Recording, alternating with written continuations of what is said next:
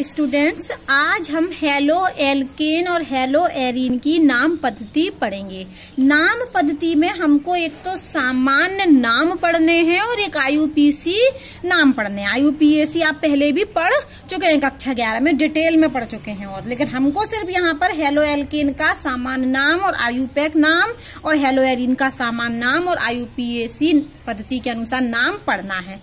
सबसे पहले आप देखिए, वो कह रहे हैं कि एल्केल हैलाइडों के सामान्य नाम को व्युत्पत्ति करने के लिए, मतलब नाम लिखने के लिए, किसका नाम लिखने के लिए? एल्केल हैलाइड का सामान्य नाम लिखने के लिए एल्केल समूह का नाम लिख देते हैं। सबसे पहले किसका नाम लिखते हैं? एल्केल समूह का नाम लिखते हैं। और एल्केल समूह का नाम लिखने के बाद हैलाइड का नाम लिख देते हैं। तो अभी हमने क्या सीखा? सामान्य नाम लिखने का तरीका। तो सामान्य नाम लिखने का तरीका क्या बताया उन्होंने? सामान्य पद्धति में जो सामान्य नाम लिखने का तरीका क्या बोले वो?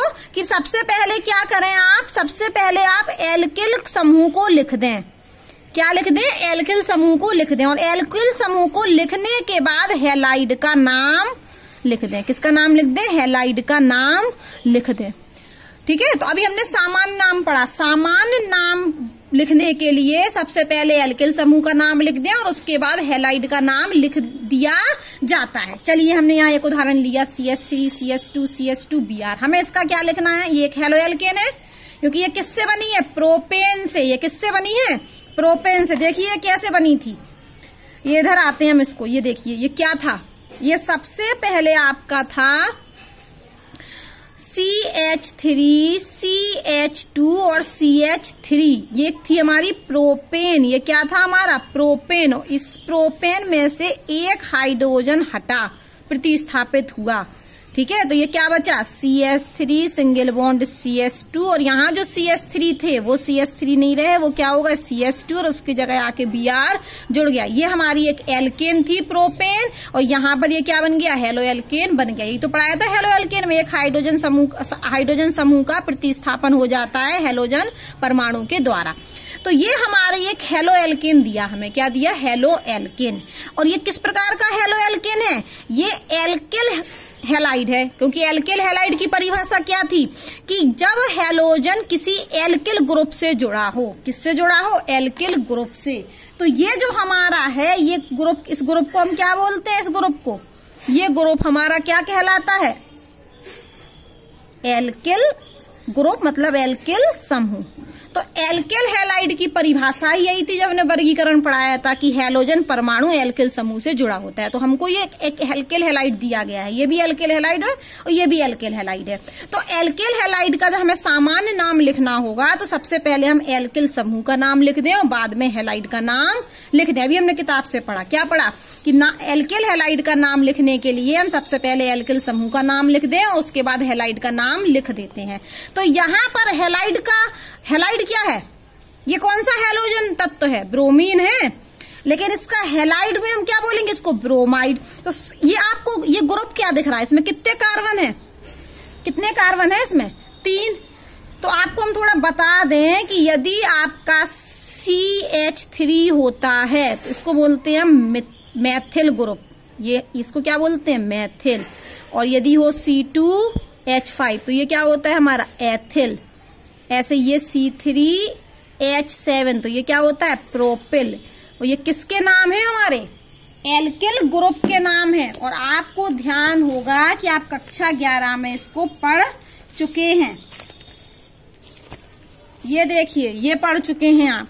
हमें यहाँ पर कुछ एल्केन दी हैं, जैसे देखिए CH4 और इसका एल्केल समूह क्या बना? Bond CH3। देखो CH4 बॉन्ड CH3 कैसे बना? एक हाइड्रोजन हट गया। तो एल्केन से एल्केल समूह कैसे बनता है? एक हाइड्रोजन हटकर, यहाँ पर लिखा भी होगा, संतृप्त हाइड्रोकार्बन के कार्बन से एक हाइड्रोजन परमाणु को हटाने पर एल्केल समूह प्राप्त होता है। तो एल्केल समूह हमें कैसे प्राप्त होता है? जब हम हाइड्रोकार्बन में से एक हाइड्रोजन को हटा दें तो हमको एल्केल समूह प्राप्त होता है। जैसे CH4 है, एक हाइड्रोजन हटा दिया तो क्या बन गया? Bond CH3। ये क्या आ गया? एल्केल समूह के अंतर्गत। ठीक है। तो यहाँ पर ये देखिए, ये हमने ये किस में से हटाया, CH4 में से एक हाइड्रोजन हटा दिया तो एक मेथिल ग्रुप बन गया। फिर हमने इथेन ली, इथेन में से एक हाइड्रोजन हटा दिया तो ये एथिल ग्रुप बन गया। ऐसे ही हमने प्रोपेन ली, प्रोपेन में से एक हाइड्रोजन हटा दिया तो ये प्रोपेल ग्रुप बन गया। तो आप एल्किल ग्रुप के नाम समझ गए, कक्षा 11 से पढ़ना पड़ेगा आपको ये। तो सामान्य नाम लिखने के लिए हम एल्किल समूह का नाम लिखेंगे, फिर हैलाइड का नाम लिखेंगे। तो एल्किल समूह क्या दिख रहा है, 1 2 3 कार्बन, देखो 3 कार्बन, तो इसका नाम क्या होगा, प्रोपेल। अगर वैसे गिनने तो C3 3 कार्बन हो गए और कितने हाइड्रोजन हो गए, 3 2 5 2 7 7 हाइड्रोजन, तो प्रोपेल हो गया। तो इसका सामान्य नाम क्या होगा, प्रोपेल ब्रोमाइड। इसका सामान्य नाम क्या होगा, प्रोपेल ब्रोमाइड। क्या बताया उन्होंने कि एल्किल हैलाइड का नाम लिखने के लिए पहले एल्किल समूह का नाम लिख दें, बाद में हैलाइड का नाम लिख दिया। तो हमें इस कंपाउंड का नाम लिखना था, तो हमें इस ग्रुप का नाम पता है, ये क्या है, प्रोपेल। और प्रोपेल एल्किल हैलाइड, एल्किल समूह का नाम प्रोपेल है और हैलाइड का नाम क्या है, ब्रोमाइड। तो ये क्या नाम बन गया, प्रोपेल ब्रोमाइड। अब हम दूसरे उदाहरण पर आते हैं। दूसरे उदाहरण में भी हम सामान्य नाम लिखते हैं। तो ये आपको क्या दिख रहा है हमें, 1 2 3, ये भी प्रोपेल है, ये भी क्या है, 1 2 3 कार्बन, ये भी प्रोपेल है। लेकिन ये कैसा प्रोपेल है, आइसो। आपको याद होगा कि इस तरीके से ये नॉर्मल था, ये चेन था, तो इसको हम नॉर्मल भी लगा सकते हैं, नॉर्मल प्रोपेल है। ये कैसी प्रोपेल है, नॉर्मल प्रोपेल है। अब आप फिर देखिए इधर ये किताब में, इस कार्बन से ये 2 जुड़े हैं, इस तरीके से जुड़े। मान के चलो कि ये C है और यहाँ इस तरीके से 2 कार्बन उससे और जुड़े हैं। बैलेंसी हमने नहीं लिखी लेकिन समझने के लिए बता रहे हैं। मान के चलो ये CH3 और ये CH3, तो इसको हम बोलते थे क्या, आइसो। इसको क्या बोलते थे, आइसो। और ऐसा कार्बन जहां पर क्या हो, 3 एल्किल ग्रुप जुड़े हों, क्या जुड़े हों, 3 एल्किल ग्रुप, तो इसको हम क्या बोलते थे, नियो। ये सब आपको कक्षा 11 में पढ़ा दिया गया है। तो यहाँ पर तो ये जो प्रोपेल था वो कैसा था, नॉर्मल, एक श्रृंखला में था ना, सीधा सीधा, तो ये नॉर्मल प्रोपेल था। तो हमने एल्किल हैलाइड का नाम प्रोपेल लिखा और हैलाइड का नाम ब्रोमाइड लिखा।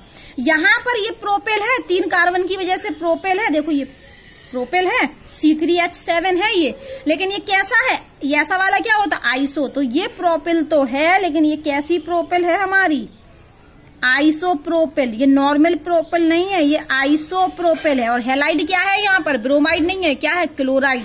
अब इधर आ जाते हैं हम, यहाँ देखिए कितने कार्बन है इसमें, 1 2 3 4, तो ये प्रोपेल नहीं है, ये क्या होगा हमारा, ब्यूटेल।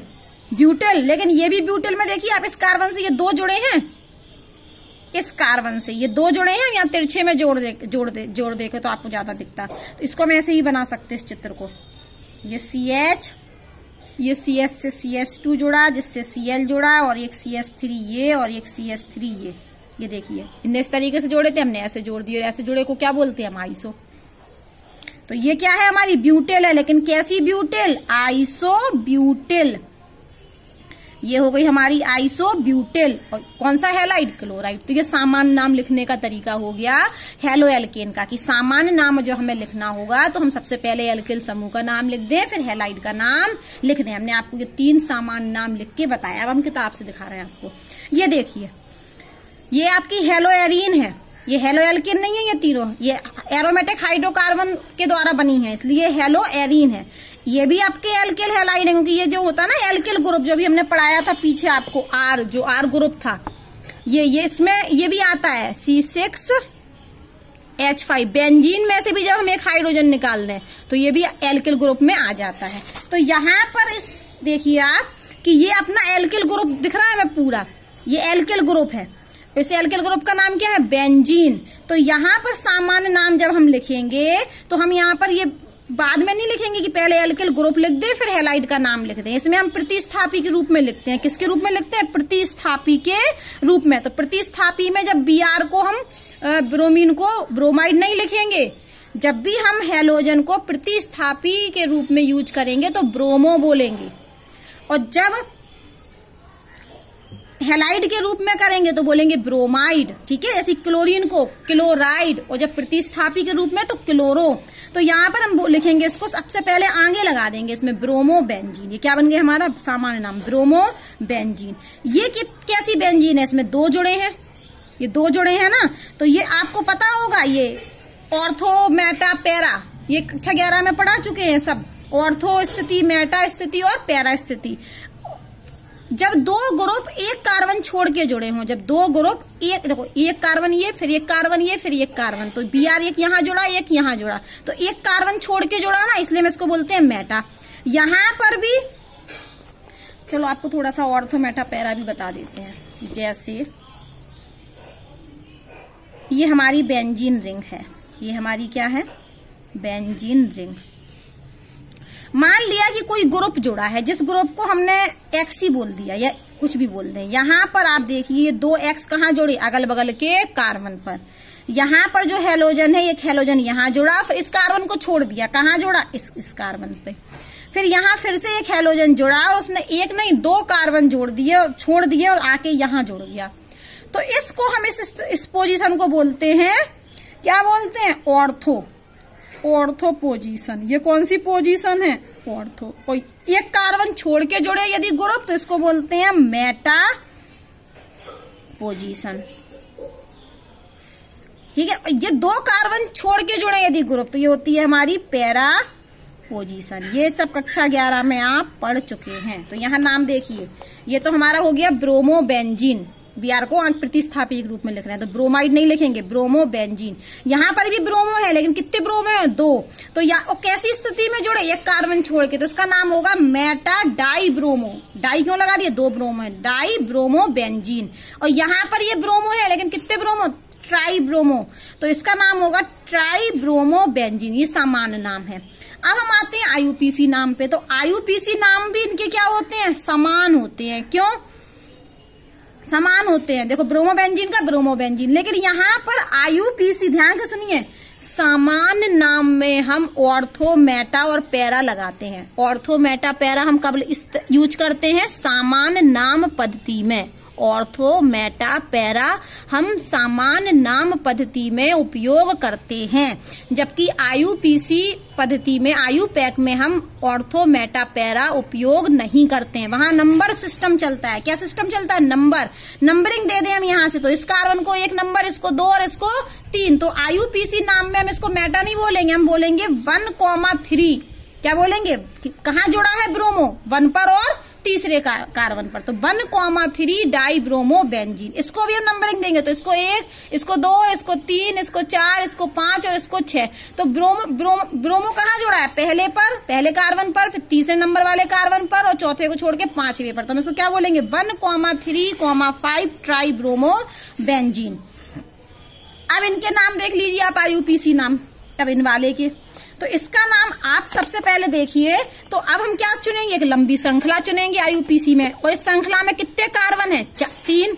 जब एक कार्बन होता है लंबी श्रृंखला में, तो हम मेथ यूज करते हैं, मेथ। जब 2 कार्बन होते हैं तो हम एथ बोलते हैं, और जब 3 कार्बन होते हैं तो हम प्रोप लेते हैं। जब 4 कार्बन होते हैं तो हम ब्यूट लेते हैं। जब 5 कार्बन होते हैं तो हम पेंट लेते हैं। जब 6 कार्बन होते हैं तो हम हेक्स लेते हैं। देखो ये लेते हैं नाम।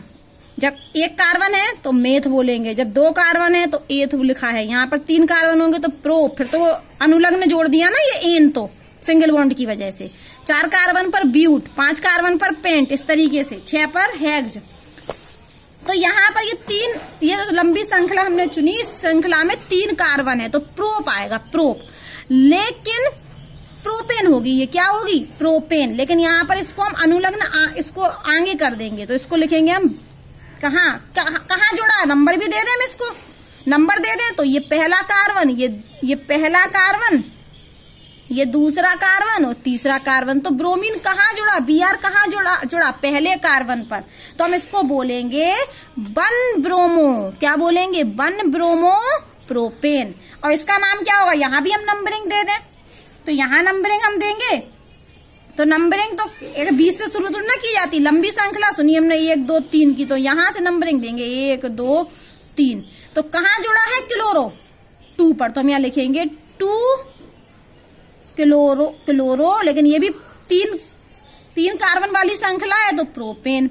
इसका नाम देखिए, यहाँ पर लंबी श्रृंखला चुनते हैं हम, तो हमें लंबी श्रृंखला हमें ये दिख रही है, हम इसका नाम देते हैं 1, इस कार्बन का नाम 1, इसका 2 और इसका 3। तो यहाँ पर 1 से क्या जुड़ा, Cl, तो 1 क्लोरो, क्या बोलेंगे हम इसको, 1 क्लोरो, लेकिन 2 पर क्या जुड़ा है? CH3 ग्रुप, जिसको हम बोलते हैं, क्या बोलते हैं? मैथिल। तो 2 पर क्या जुड़ा है? 1 क्लोरो, और 2 पर क्या जुड़ा है? मिथाइल ग्रुप, मतलब मैथिल। और फिर हमने लंबी श्रृंखला में क्या लिए थे? 3 कार्बन, तो प्रोपेन। यहाँ हम IUPAC जो है, IUPAC है, वो डिटेल में नहीं बता रहे हैं, कक्षा 11 में आप पढ़ चुके हैं। तो यहाँ आपका ये थोड़ा सा हेलो एल्केन और हेलो एरीन की नाम पद्धति हमने आपको बताया है, लेकिन आपको कक्षा 11 से इसका रिवीजन करना पड़ेगा। होमवर्क में आपको ये सवाल करना है, ठीक है। यहाँ पर क्या दिए हैं? कुछ यौगिक दिए हैं और उन यौगिक के IUPAC नाम हमसे पूछे गए थे। क्या पूछे गए थे? नहीं, नाम भी देना था, और नाम देने ना, देखो इन यौगिक का हमें नाम भी बताना है, और नाम देने के साथ लिखा है नाम दीजिए, और नाम देने के साथ साथ हमें प्राथमिक, द्वितीयक और तृतीयक में भी उनको बताना था कि कौन सा प्राथमिक है, कौन द्वितीयक है, कौन तृतीयक है।